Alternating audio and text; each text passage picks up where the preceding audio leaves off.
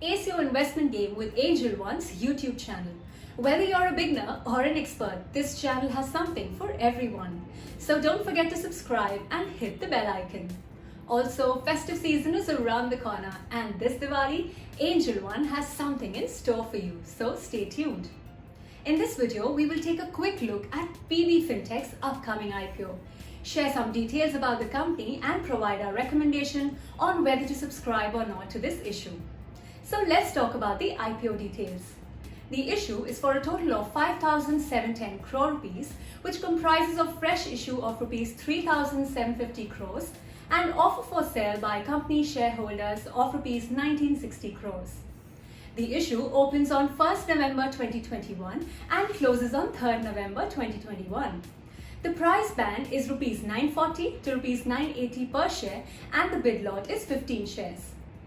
Post the issue, the market cap of the company will be 44,051 crore rupees and the shares are likely to be listed on the exchanges on 15th November 21. Let's now understand what are the objects of the issue. The company is coming with this IPO mainly due to the following reasons. Number 1, for enhancing visibility and awareness of companies' brands.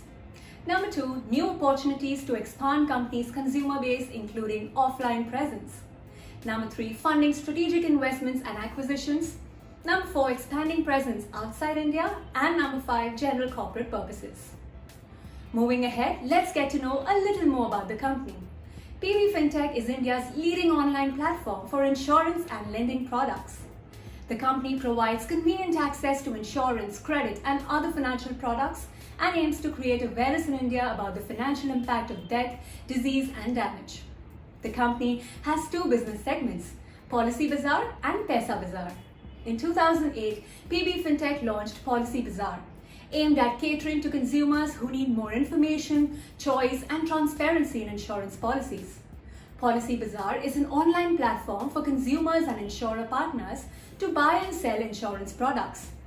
51 insurer partners offer over 390 term, health, motor, home, travel insurance products on Policybazaar platform as of September 21.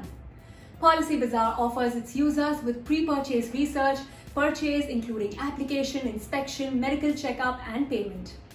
Post-purchase policy management including claims facilitation, renewals, cancellation and also refunds. The company's technology solutions are focused on automation and self-service driven consumer experiences requiring minimal human intervention. According to Frost & Sullivan, Policybazaar was India's largest digital insurance marketplace with a 93.4% market share based on the number of policies sold in fiscal year 2020. Also in the same year, 65.3% of all digital insurance sales in India by volume were transacted through Policybazaar. PB Fintech also launched Paisabazaar in 2014, intending to provide ease, convenience and transparency in selecting a variety of personal loans and credit cards for the consumers. The company has partnered with 56 large banks, NBFCs and fintech leaders offering a wide choice of products to consumers across personal credit categories including personal loans, business loan, credit cards, home loans and loan against property. According to Frost & Sullivan, Paisabazaar was India's largest digital consumer credit marketplace with a 51.4% market share based on disbursals in fiscal 2020.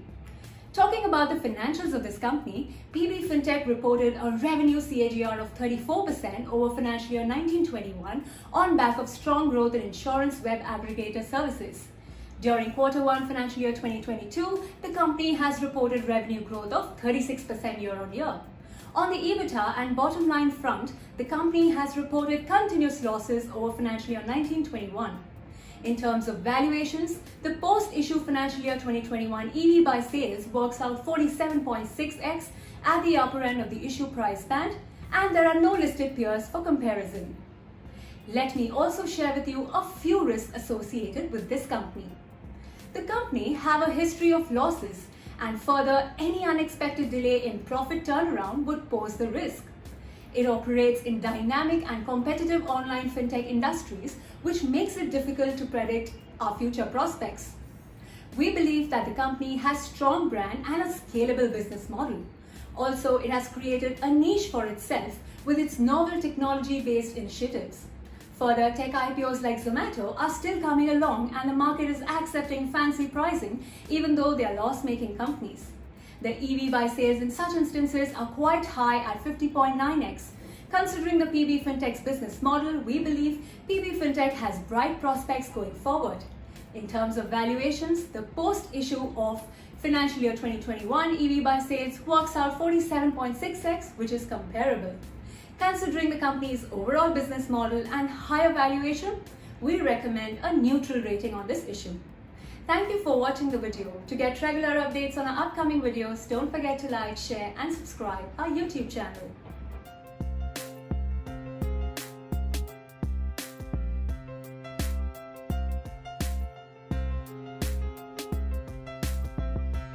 Investments in securities market are subject to market risks. Read all the related documents carefully before investing.